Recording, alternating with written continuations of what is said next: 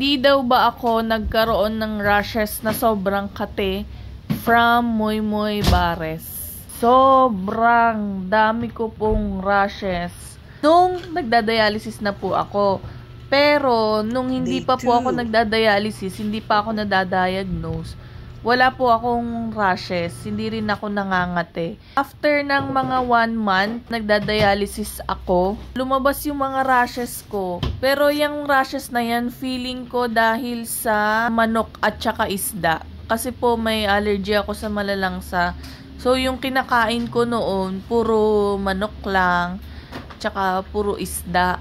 Kaya ganyan, puro rashes ako. Sobrang kate. Gumawa pa ako ng mga video nun kasi na-promote ko yung Zudaifu cream. Iwan ko sa comment section kung gusto nyo i-try yung Zudaifu. Okay naman siya sa akin, pero ngayon kasi meron pa siyang mga marka. Ayan na siya, na-flat siya, pero may mga marka. Nawala yung kate doon sa Zudaifu kasi, ayan, nawala yung kate sa Zudaifu kasi meron siyang cooling effect. Ayan, pero as in nawala siya, nag-flat siya, nawala yung kate.